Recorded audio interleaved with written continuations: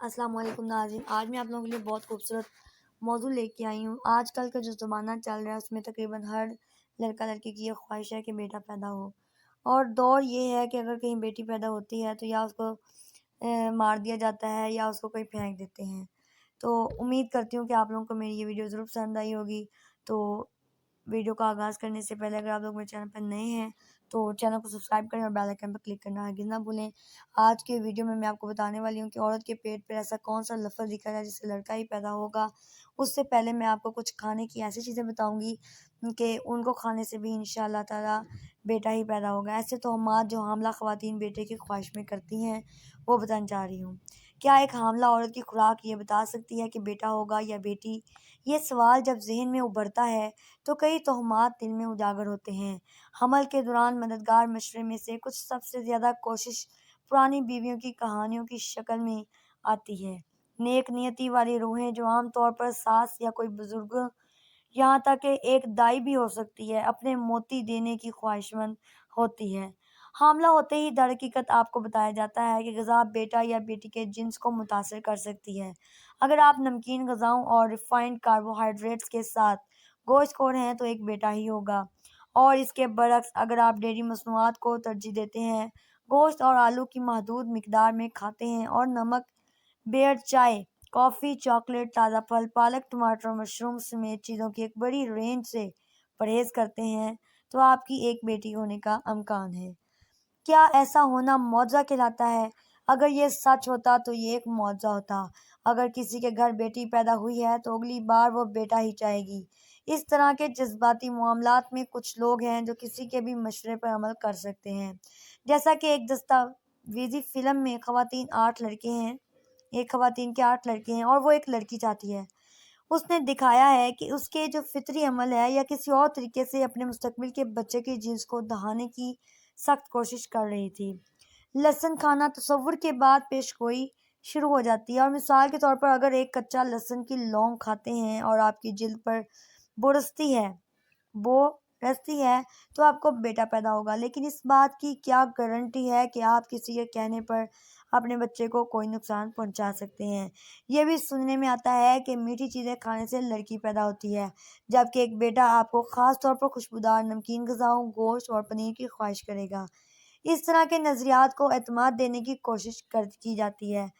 Testosterone کو protein کی ضرورت سے جوڑتے ہیں۔ واقعی اس مرحلے پر اگر مجھے اس بکواس کو ختم کرنے کے لیے ذاتی ثبوت کی ضرورت ہے، اور میں بہت سی لڑکی پیدا کرنے والے سبزی خوروں کی جانتی ہوں جنہوں نے حمل کے دوران سرخ گوشت کی خواہش کو چھوڑ دیا، جس سے ان میں بہت سی کمی رہ جاتی ہے جو نشو و نما میں رکاوٹ بنتی ہے۔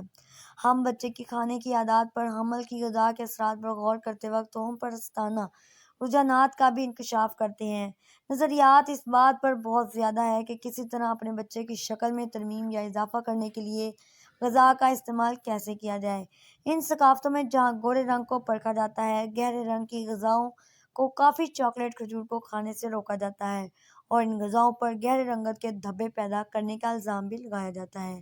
سب سے پہلے تو یہ کہ چمک کوئی ایسی چیز نہیں ہے جس کا اندازہ لگا جا سکے کہ بیٹا ہی ہوگا، لہذا کسی حاملے میں اضافی چمک ہو یا نہ ہو یہ قابل بحث ہے۔ سچ تو یہ ہے کہ آپ کی جلد میں تمام تبدیلیاں ہارمونز کی وجہ سے ہیں، لیکن کسی قسم کی یہ تبدیلی زیادہ تر انحصار آپ کی جلد کی قسم اور آپ کی جلد کی دیکھ بھال کے معمولات پر ہے۔ آپ کی چمک اور بچے کے جنس کے درمیان واقعی کوئی سائنسی تعلق نہیں ہے، جیسا کہ بہت سی نئی مائیں تصدیق کریں گی۔ صرف ہندوستان میں ہی نہیں بلکہ ایک بچے کی جنس سے متعلق تہمات کا واقعی کوئی خاتمہ نہیں ہے۔ بظاہر اگر پیٹ نیچے لٹکا ہوا ہے، یہ ایک بیٹا ہے، اور اوپر کا مطلب ہے ایک لڑکی سنجیدگی سے۔ جس طرح آپ کا پیٹ لٹکا ہوا ہے اس کا انحصار آپ کی ہڈیوں کی ساخت اور آپ کے پٹھوں کی طاقت اور آپ کی سماہی پر ہے۔ پیٹ ہمیشہ آپ کی مقرر تاریخ کی طرف لٹکا رہتا ہے۔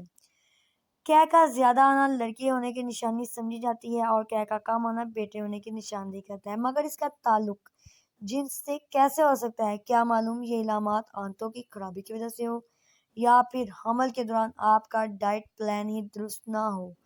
اگر آپ میں سے کوئی حاملہ جو اس تکلیف سے گزر رہی ہے تو فوری مرہم کے تجربہ کار ڈاکٹر سے مشورہ کر سکتی ہے۔ یقیناً بہت سی اور بھی روایات ہیں جن میں مختلف خطوں اور برادریوں کے لیے مخصوص روایات موجود ہیں۔ کچھ مزیدار ہیں، کچھ جائز ہیں، کچھ احمق ہیں اور کچھ زیادہ تکلیف دہ ہیں۔ سب سے اچھی بات تو یہ ہے کہ اپنے فیصلے کا استعمال کریں اور بچے اور اس کے آپ کی فلاح و بہبود کو ہر طرح سے، ہر چیز سے برتر سمجھیں، یہاں تک کہ آپ کے ناک والے پڑوسیوں کی ناراض شکلیں بھی برداشت کر لیں۔ میں ایک ہندوستانی ہوں، سعودی عربیہ میں رہتی ہوں۔ میری 2 لڑکیاں ہیں، پہلی 12 سال کی ہے، دوسری 3 سال کی ہے۔ دونوں آپریشن سے پیدا ہوئی تھی۔ اب ہم ایک لڑکا چاہتے ہیں اور آپریشن کی وجہ سے ہم صرف اس مرتبہ ہی کوشش کر سکتے ہیں۔ اس کے بعد یہ میری بیوی کے لیے اچھا نہیں ہوگا، اس لیے ہم جاننا چاہتے ہیں کہ کیا اس کے لیے کوئی خاص دعا ہے۔ تو حضرت مولانا اشرف علی تھانوی رحمۃ اللہ علیہ نے اس کے لیے ایک نسخہ تحریر فرمایا ہے۔ وہ فرماتے ہیں کہ عورت کا خاوند یا کوئی دوسری عورت اس کے پیٹ پر انگلی سے دائرہ 70 بار بنا دے، 70 بار دائرہ بنا دے اور ہر دفعہ میں یا متینو کہے، انشاءاللہ لڑکا پیدا ہوگا۔ میری اللہ سے دعا ہے، اور خاص طور پر ربی لا تذرنی فردا وانتا خیر الوارثین کا پڑھنا بہت مفید ہے۔